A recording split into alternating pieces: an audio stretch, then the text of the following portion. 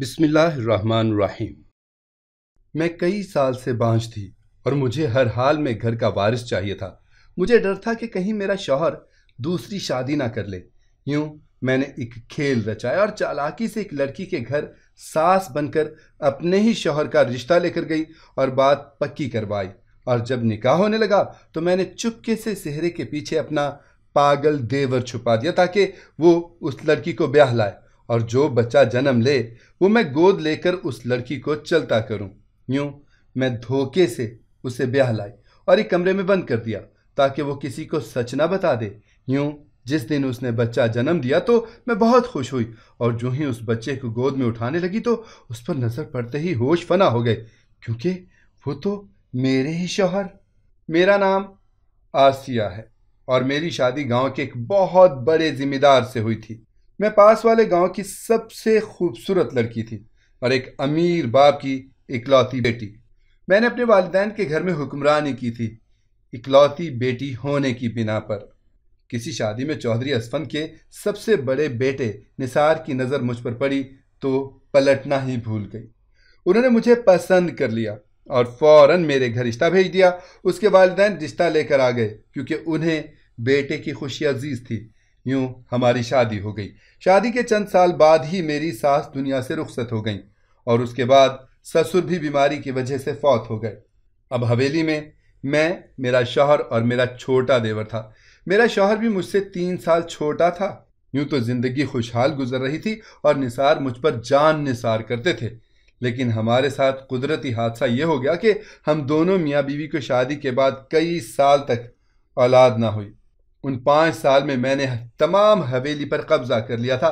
میرا روب دبدبا اس حویلی میں حویلی کے مردوں سے بھی زیادہ تھے، کیونکہ میرے شوہر بہت ہی سادہ قسم کے انسان تھے اور مکمل طور پر میرے قابو میں تھے۔ میں جیسا کہتی وہ ویسا ہی کرتے تھے۔ مجھے شروع میں کوئی خوف نہیں تھا، لیکن جیسے جیسے وقت گزرتا گیا میرے اندر ایک خوف بیٹھ گیا، یہاں تک کہ میری شادی کو 12 سال ہو گئے۔ میں اپنی بے اولادی کی وجہ سے بہت پریشان تھی۔ کون سا ایسا پیر فقیر تھا جس سے میں نے دعا نہ لی ہو؟ جس بڑے ڈاکٹر کا سنتی وہاں بھاگی بھاگی چلی جاتی، لیکن نصیب ڈاکٹر یہی بتاتے کہ میرے اندر ایک بہت بڑا مسئلہ ہے جس کی وجہ سے کبھی مجھے اولاد نہیں ہو سکتی۔ یہ سن کر میں مزید پریشان ہوتی چلی گئی اور مجھے یہ خوف لاحق ہو گیا کہ کہیں میرا شوہر دوسری شادی نہ کر لے۔ حویلی بہت بڑی تھی اور میرے سسرال کی بہت زیادہ جائیداد تھی، زمینیں تھیں۔ اس حویلی کو وارث چاہیے تھا جو کہ میں نہیں دے سکتی تھی، اور میرا دیور نیم پاگل تھا، اس سے بھی اولاد کی امید نہیں لگائی جا سکتی تھی۔ اب میرے سامنے میرے شوہر کے تمام رشتہ دار یہی راگ الاپتے تھے کہ حویلی کو وارث چاہیے۔ چونکہ میرا روب اور دبدبا بہت زیادہ تھا، خاص کر اپنے شوہر پر، وہ مجھ سے ڈرتے بھی تھے اور مجھ سے محبت بھی کرتے تھے کیونکہ یہ ان کی اپنی پسند کی شادی تھی۔ لیکن وقت کے ساتھ ساتھ مجھے محسوس ہو رہا تھا کہ ان کی محبت میں کمی آنے لگی ہے۔ مجھے یہ خوف تھا کہ لوگ انہیں میرے خلاف نہ کر دیں، کیونکہ اولاد نہ ہونے کی وجہ سے میری پوزیشن کافی کمزور ہو چکی تھی۔ سوتن کی ایک تلوار میرے سر پر ہر وقت لٹکتی رہتی تھی۔ مجھے ڈراؤنے خواب آتے تھے۔ ہر دوسرے دن اب مجھے خواب آنے لگے تھے۔ مجھے نظر آتا کہ میرا شوہر ہاتھ پکڑ کر کسی لڑکی کو حویلی لے کر آ رہا ہے اور مجھ سے کہہ رہا ہے کہ یہ میری دوسری بیوی ہے، یہ مجھے وارث دے گی۔ ان خوفناک خوابوں نے میرا دل دہلا کر رکھ دیا تھا۔ وہ حویلی سے باہر جاتے تھے تو مجھے معلوم بھی نہیں ہوتا تھا کہ کہاں جاتے ہیں اور کن دوستوں کے ساتھ اٹھتے بیٹھتے ہیں، لیکن مجھے یہ بات سمجھ آ گئی تھی کہ ان کے دوست اب انہیں وارث کی پٹیاں پڑھا رہے تھے۔ ہر کسی کی نظر میرے شوہر پر تھی کیونکہ وہ بہت بڑے ذمہ دار تھے، اور ہر کوئی چاہتا تھا کہ ان کی بہن بیٹی کو جگہ ملے اور وہ عیش کی زندگی گزارے۔ میں کسی صورت بھی اپنی جگہ کسی کو نہیں دینا چاہتی تھی۔ پچھلے 12 سال سے میں حویلی میں حکمرانی کر رہی تھی اور مجھ سے یہ بات برداشت نہیں ہو رہی تھی کہ کوئی اور یہاں آئے اور میری جگہ حکمرانی کرے اور میں ایک کونے میں پڑ جاؤں، کیونکہ حکمرانی صرف اولاد والی کی ہی ہو سکتی ہے۔ مجھے یہ بھی محسوس ہو رہا تھا کہ میرے شوہر شادی کرنا چاہتے ہیں، لیکن میرے خوف سے کچھ کہہ نہیں پا رہے تھے۔ کیوں نہ ہم کوئی بچہ گود لے لیں؟ ایک دن میں نے ان سے کہہ ڈالا تو دیکھا کہ ان کا موڈ خراب ہو گیا ہے میری اس بات پر۔ حویلی کو اپنا وارث چاہیے جو اپنا خون ہو، کسی اور کا بچہ لا کر ہم کیا کریں گے؟ ہماری ساری جائیداد پر ہمارے خون کا حق ہونا چاہیے، نہ کہ کسی اور کا۔ میرے شوہر نے سخت تاثرات کے ساتھ کہا اور وہاں سے چلے گئے۔ ان کا یہ رویہ دیکھ کر میں سمجھ گئی تھی کہ اب میری نیا ڈوبنے والی ہے۔ مجھے جلد از جلد کوئی ترکیب کرنی تھی، ورنہ میری حکومت ختم ہو جاتی۔ اگر میری حکومت ختم ہو گئی تو میں نیم پاگل ہو جاؤں گی۔ یہ سوچ کر میں نے ایک پلان ترتیب دیا اپنے ذہن میں، جس سے سانپ بھی مر جائے اور لاٹھی بھی نہ ٹوٹے۔ اپنے نیم پاگل ہونے کے خیال سے اچانک میرے ذہن میں دھماکہ ہوا اور مجھے اپنا نیم پاگل دیور یاد آ گیا۔ پھر میں نے سوچا کہ میرا دیور نیم پاگل ہے، بالکل پاگل تو نہیں ہے، اس کی شادی ہو سکتی ہے اور وہ اولاد پیدا کر سکتا ہے۔ اس کی عمر 24 سال تھی، اس کا ذہنی توازن کچھ ٹھیک نہیں تھا، بظاہر تو کافی دیر تک نارمل رہتا تھا، لیکن اچانک اسے دورے پڑنے شروع ہو جاتے تھے، پھر اسے سنبھالنا مشکل ہو جاتا تھا۔ وہ ہر وقت خاموش رہتا، کسی سے کچھ نہیں کہتا تھا، ایسا معلوم ہوتا تھا جیسے کوئی بت ہو، لیکن جب وہ بولتا تو چیخنا چلانا شروع کر دیتا اور اس قسم کے دورے پڑتے تھے کہ ہم سب حویلی والے حیران رہ جاتے۔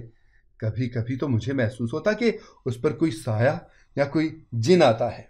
میں نے اپنے دیور کی شادی کرنے کا سوچ لیا تھا کہ اس کی بیوی حویلی کو وارث دے سکے، لیکن سب سے بڑا مسئلہ یہ تھا کہ ہر کوئی جانتا تھا کہ میرا دیور نیم پاگل ہے اور کوئی اسے اپنی بیٹی نہیں دے گا۔ پھر مجھے ایک ایسی لڑکی کی خبر ملی جو کم عمر اور خوبصورت تھی، اور وہ بالکل ہی سادہ سی تھی، یعنی روب میں آنے والی لڑکی تھی۔ وہ لوگ ہمارے گاؤں سے کافی دور رہتے تھے، انہیں ہمارے بارے میں سب کچھ معلوم تھا، لیکن انہوں نے کبھی مجھے دیکھا نہیں تھا۔ میں اپنے شوہر کا رشتہ اس لڑکی کے لیے لے کر گئی ان کے گھر، لیکن اس لڑکی کی ساس کی حیثیت سے، یعنی جھوٹ بولا کہ میں نثار کی ماں ہوں۔ میرے بیٹے کو اولاد نہیں ہے اور میں اس کی دوسری شادی کروانا چاہتی ہوں۔ ہم لوگ بہت بڑے ذمہ دار ہیں اور ہمیں وارث کی ضرورت ہے۔ میری بہو کو یہ بات پتہ نہیں چلنی چاہیے، اس لیے میں خفیہ طور پر چھپ کر آپ کے پاس آئی ہوں اور چوری چوری کروانا چاہتی ہوں سب کچھ۔ آپ میرے ساتھ حویلی چلیں۔ ابھی میری بہو اپنے میکے گئی ہوئی ہے 1 مہینے کے لیے، اس کی غیر موجودگی میں اپنے بیٹے کا نکاح پڑھوانا چاہتی ہوں۔ جیسے ہی وہ آئے گی تو ہنگامہ کرے گی، اس کے آنے سے پہلے میں سب سنبھال لوں گی، پر میں وعدہ کرتی ہوں کہ اگر آپ نے اپنی بیٹی میرے بیٹے کے نکاح میں دے دی تو میں بڑی بہو کی طلاق کروا کر اسے گھر سے نکال دوں گی۔ میں نے لڑکی کے والدین سے کہا، وہ کافی لالچی تھے اور اتنا بڑا رشتہ دیکھ کر خوش ہو گئے۔ میں نے اپنا تعارف اور ان کے سامنے نثار کی بیوی نہیں بلکہ نثار کی ماں کے طور پر کروایا، کیونکہ میں نثار سے عمر میں تھوڑی بڑی تھی اور میں اچھی خاصی بڑی بھی لگتی تھی۔ پریشانیوں کی وجہ سے میرے چہرے پر جھریاں آ گئی تھیں اور ان کو یقین آ گیا میری بات کا۔ بہت سارے جھوٹ بول کر میں انہیں اپنی حویلی میں لے آئی تھی۔ میں نے ان سے کہا کہ وہ کسی سے کچھ نہیں کہیں گے۔ خاموش رہنے کی میں نے بہت بڑی قیمت دی تھی انہیں، اس لیے لڑکی کے والدین لالچ میں آ کر کچھ نہ بولے، بس چپ چاپ سے بیٹھے رہے۔ میرے لیے جھوٹ کو نبھانا کافی مشکل ہو رہا تھا۔ ان لوگوں کو میں نے یہ نہیں بتایا کہ میرا مراد پاگل ہے۔ بڑی مشکل سے میں نے انہیں راضی کیا کہ آپ بس خاموش رہیں اور کسی کو کچھ پتہ نہیں چلنا چاہیے، میں ان کا نکاح پڑھوا دیتی ہوں۔ میں نے اپنے شوہر سے رازدارانہ انداز میں کہا اور انہیں خاموش رہنے کا کہا۔ وہ تو پہلے ہی مجھ سے ڈرتے تھے، چپ ہو گئے۔ پھر میں اپنے دیور کو کونے میں لے گئی۔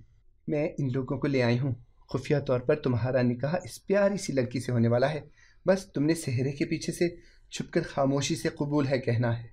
میں نے اپنے دیور کو بھی اچھی خاصی پٹی پڑھا دی تھی اور اسے لڑکی بھی دکھائی۔ لڑکی کا حسن دیکھ کر میرا دیور خاموش ہو گیا تو میں سمجھ گئی کہ وہ اس لڑکی کو اپنا بنانا چاہتا ہے۔ سب کچھ میری منشا کے مطابق ہو رہا تھا۔ میرا شوہر خاموش تھا، میرے دیور نے بھی ہنگامہ نہیں کیا۔ میں نے فوراً مولوی صاحب اور گواہ بلائے۔ جیسے ہی نکاح کا وقت قریب آیا، میں اپنے دیور کو صحرا باندھ کر بٹھا دیا۔ اس کا چہرہ نظر نہیں آ رہا تھا۔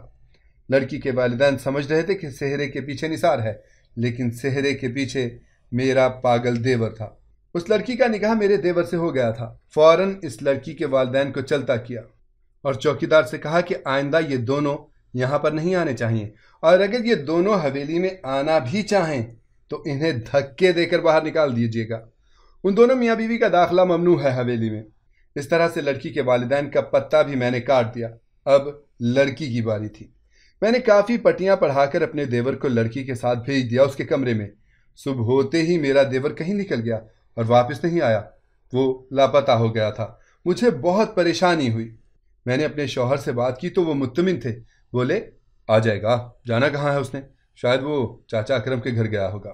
میں نے دیکھا لڑکی بے حد خوبصورت ہے اور سادہ سی ہے۔ میں نے اس پر مکمل طور پر قبضہ کر لیا تھا۔ اس نئی لڑکی کا نام نجمہ تھا۔ نجمہ کی حیثیت حویلی میں ایک ملازمہ سے زیادہ نہیں تھی۔ بھلا میں کیسے برداشت کر سکتی تھی کہ میری دیورانی میرے برابر آ کر کھڑی ہو جائے؟ لیکن دیور کے لاپتہ ہونے سے میں تھوڑی سی پریشان ہو گئی۔ نکاح کی صبح وہ چلا گیا تھا اور اس کے بعد سے 1 مہینہ ہونے کو تھا، وہ واپس نہیں آیا۔ مہینے کے آخر میں مجھے پتا چلا کہ میری دیورانی امید سے ہے، تو میں بہت خوش ہوئی۔ میں جیسا چاہتی تھی ویسا ہی ہوتا جا رہا تھا۔ حویلی کو ان کا خون اپنا وارث ملنے والا تھا، جیسے کہ میرے شوہر کی خواہش تھی۔ آپ نے کہا تھا کہ حویلی کو اپنا خون چاہیے وارث کے طور پر۔ اب نجمہ وارث دینے والی ہے حویلی کو۔ ایسا کروں گی کہ یہ بچہ میں خود پالوں گی۔ یہ بچہ میرا ہوگا، وہ آپ لوگوں کا اپنا خون بھی ہوگا اور وارث بھی ہوگا۔ میں نے اپنے شوہر سے کہا تو وہ خاموش ہو گئے۔ انہوں نے مجھے کوئی جواب نہیں دیا۔ نہ جانے کیوں ان کی یہ خاموشی مجھے کسی طوفان کا پیش خیمہ لگ رہی تھی۔ خیر، میں نے دن گننے شروع کر دیے کہ کب وہ بچہ پیدا ہوگا اور کب میں اسے اپنی گود میں لوں گی، اور پھر اس کے بعد میں اپنی دیورانی کو بھی حویلی سے نکال باہر کروں گی۔ میرا دیور جو نکاح کے دوسرے دن چلا گیا تھا، تب سے لے کر لاپتہ تھا۔ میرے شوہر نے بہت تلاش کیا لیکن اس کا کوئی پتہ نہ چل سکا۔ پر مجھے دیور کے لاپتہ ہونے سے کوئی فرق نہیں پڑتا تھا۔ مجھے بچہ چاہیے تھا اور وہ مجھے مل رہا تھا۔ 9 مہینے تک میں نے اپنی دیورانی کو قید کر کے رکھ دیا۔ اس کے کھانے پینے کا خیال رکھا لیکن اسے کسی سے ملنے نہیں دیا۔ اس کے والدین ایک بار اس سے ملنے آئے تھے لیکن میرے ملازمین نے دھکے دے کر انہیں نکال دیا اور کہا کہ آئندہ یہاں مت آنا۔ پھر وہ دن بھی آ گیا جب انتظار کی گھڑیاں ختم ہوئیں اور میرے دیور کا بیٹا دنیا میں آیا تو میں خوشی سے پھولے نہ سما رہی تھی کیونکہ میری گود ہری ہو گئی تھی۔ میں نے فوراً بچہ چھین لیا اپنی دیورانی سے اور اسے قید کر دیا اور ملازمہ کا پہرا لگا دیا کہ یہ بھاگنے نہ پائے کیونکہ اس نے ابھی بچے کو دودھ پلا تھا۔ لیکن ایک عجیب بات میں نے محسوس کی کہ مجھ سے زیادہ میرے شوہر خوش ہوئے ہیں اس بچے کی پیدائش پر۔ وہ سارا دن چھوٹو کو گود میں اٹھائے رکھتے تھے، اس سے باتیں کرتے تھے اور میں حیران ہوتی تھی۔ میں خوش اور مطمئن تھی کہ چلو میرے شوہر نے چھوٹو کو اپنا بیٹا مان لیا ہے اور ہماری زندگی مکمل ہو گئی ہے۔ چھوٹو ہر وقت میرے پاس رہتا تھا لیکن دودھ کی وجہ سے مجھے اسے نجمہ کو دینا پڑتا تھا، مجبوری میں۔ نجمہ اپنے بچے کے لیے ترستی رہتی تھی لیکن میں نے اس سے کہہ دیا تھا اس بچے کے بارے میں سوچے بھی نہیں۔ پھر ایک دن مجھے خیال آیا کہ کیوں نہ میں چھوٹو کو ڈبے والا دودھ دوں اور نجمہ کو چلتا کروں یہاں سے۔ میں نے ڈاکٹر سے مشورہ کر کے چھوٹو کے لیے ڈبے والا دودھ شروع کیا اور اب نجمہ کی مجھے کوئی ضرورت نہیں تھی۔ چل اب نکل یہاں سے، اب تیری یہاں کوئی ضرورت نہیں ہے اور آئندہ اپنی شکل نہ دکھانا۔ میں نجمہ کو گھسیٹتے ہوئے باہر کی طرف لے کر جا رہی تھی کہ اچانک سے میرے شوہر اندر داخل ہوئے اور انہوں نے یہ سب دیکھ لیا مگر مجھے ان کی پرواہ نہیں تھی۔ میں عرصہ دراز سے حویلی کے مکینوں کے ساتھ یہی سلوک کرتی آ رہی تھی اور میرے شوہر چپ چاپ خاموش تماشائی بنے دیکھتے آ رہے تھے۔ یہ کیا کر رہی ہو آسیہ تم؟ زندگی میں پہلی بار میرے شوہر غصے سے دھاڑے تھے تو میں نے پھٹی پھٹی آنکھوں سے ان کی طرف دیکھا۔ آپ اس لڑکی کی وجہ سے مجھ پر چلا رہے ہیں؟ میں نے غصے سے کہا۔ تم اسے اس حویلی سے نہیں نکال سکتی ہو کیونکہ یہ حویلی کے وارث کی ماں ہے، میرے شوہر نے چیختے ہوئے کہا تو میں حیران ہو گئی۔ وہ آج پہلی بار اتنا چیخ کر مجھ سے بات کر رہے تھے۔ حویلی کے وارث کی ماں میں ہوں، اب اس کی یہاں کوئی جگہ نہیں ہے۔ میں نے ان سے بھی زیادہ اونچی آواز میں کہا تو ایسا لگ رہا تھا کہ حویلی کے در و دیوار میری آواز سے کانپنے لگے ہیں۔ یہ نہ صرف حویلی کے وارث کی ماں ہے بلکہ حویلی کے مالک کی بیوی بھی ہے۔ شوہر نے غصے سے کہا۔ اس پاگل مراد کو آپ حویلی کا مالک کہہ رہے ہیں؟ حویلی کے مالک صرف آپ ہیں۔ میں نے جواب دیا، ہاں حویلی کا مالک میں ہوں اور یہ میری بیوی ہے۔ اس دن اس کا نکاح مراد سے نہیں مجھ سے ہوا تھا۔ سہرے کے پیچھے مراد نہیں تھا بلکہ میں تھا، اور یہ بچہ جو پیدا ہوا ہے یہ میرا اپنا خون ہے۔ میرے شوہر نے کہا تو اس انکشاف پر میں اتنی حیران ہوئی کہ زندگی میں کبھی نہ ہوئی تھی۔ میں ساری زندگی لوگوں کو دھوکہ دیتی رہی اور اب میرے ساتھ ہی دھوکہ ہو گیا تھا۔ ایسا نہیں ہو سکتا، آپ جھوٹ بول رہے ہیں۔ میں نے سب کی طرف دیکھتے ہوئے کہا۔ تمام ملازمین مجھے دیکھ رہے تھے۔ مجھے ایسا محسوس ہو رہا تھا کہ میرے زوال کا وقت شروع ہونے والا ہے۔ حویلی کے ملازموں کی آنکھوں میں میری بربادی پر جو چمک تھی وہ میں صاف دیکھ سکتی تھی کیونکہ میں نے ان پر ظلم ہی اتنے زیادہ کیے تھے۔ یہ لو ہمارا نکاح نامہ۔ میرے شوہر کمرے میں گئے، نکاح نامہ لے آئے تو میں حیرت سے دیکھتی رہ گئی۔ اتنا بڑا دھوکہ کیا آپ نے میرے ساتھ؟ میں نے غصے سے شوہر سے کہا، تمہیں کیا لگتا ہے آسیہ کہ دھوکہ دینا صرف تمہیں آتا ہے؟ صرف تم ہی لوگوں کی زندگیوں کے ساتھ کھیل سکتی ہو، انہیں برباد کر سکتی ہو، انہیں تکلیف دے سکتی ہو، لیکن تمہیں کوئی دھوکہ نہ دے۔ میرے شوہر اب تھوڑی نیچی آواز میں بول رہے تھے، لیکن غصہ ہنوز قائم تھا۔ اس معصوم لڑکی کی شادی تم ایک نیم پاگل سے کروانا چاہتی تھی، جانتی تھیں کہ جب اسے دورے پڑتے ہیں تو وہ کسی کا قتل بھی کر سکتا ہے۔ تم اس لڑکی کی زندگی برباد کرنے چلی تھیں، لیکن مجھے یہ گوارا نہیں تھا۔ نکاح کے وقت میں نے مراد کو وہاں سے ہٹا دیا اور صحرا پہن کر خود بیٹھ گیا، اور اس لڑکی کا نکاح مجھ سے ہو گیا تھا، اور یہ بچہ میرا اپنا خون ہے۔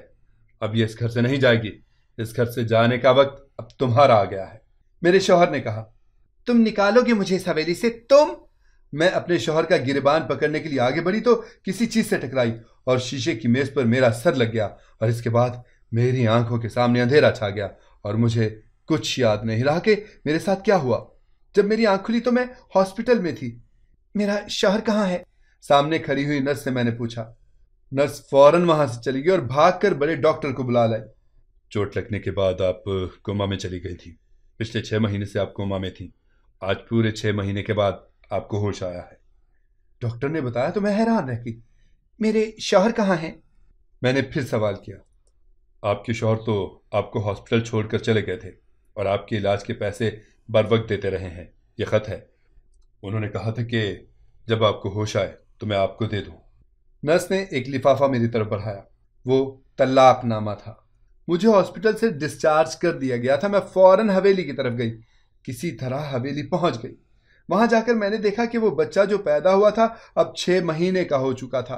حویلی کے لان میں وہ بچہ جھولے میں پڑا کھیل رہا تھا، اور میرا شوہر اور میری سوتن نجمہ اسے دیکھ کر خوش ہو رہے تھے۔